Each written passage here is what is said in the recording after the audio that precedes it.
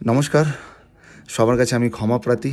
অনেক দিদি বোন ভাইরা আছে, দাদারা আছে যারা আমার ভিডিওস দেখেন, তাদের কাছে ক্ষমা চাইছি এই মহিলাটার খারাপ ভিডিওস আমার ভিডিওতে অ্যাড করার জন্য। এটা একটা প্রতিবাদমূলক ভিডিওস।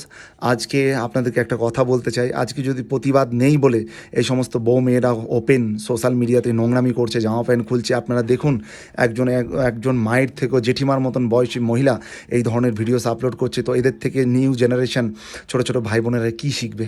সমাজ খারাপ হয়ে যাচ্ছে, সোশ্যাল মিডিয়া অন করতে পারছি না। আপনাদের কাছে আমি রিকোয়েস্ট করছি ভিডিওটাকে প্রচুর পরিমাণে শেয়ার করুন।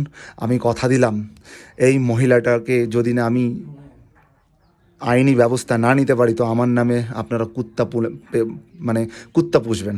আমি কথা দিলাম। আপনাদের একটাই কাজ, ভিডিওটাকে প্রচুর পরিমাণে শেয়ার করা, আর এই মহিলাটার বাড়ি অ্যাড্রেস কী আছে, কোথায় থাকেন, সেটা আমাকে দেওয়ার জন্য। আর প্রচুর পরিমাণে শেয়ার হোক ভিডিওটা।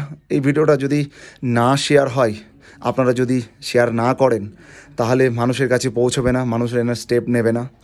আর তারপর থেকে আমি আর কোনো এই ধরনের ভিডিওস আপলোড করবো না, কারণ আমি একা এত লড়াই করতে পারবো না যদি আপনারা সাথ না দেন। যদি আপনাদের মনের মধ্যে মনে হয় যে দাদা ঠিক করছে, দাদা প্রতিবাদ করছে, তাহলে ভিডিওটা শেয়ার করে আগিয়ে বাড়িয়ে দিবেন এবং এনার অ্যাড্রেস কোথাকায় আমাকে জানাবেন। আমি এনার ওপরে স্টেপ নেব।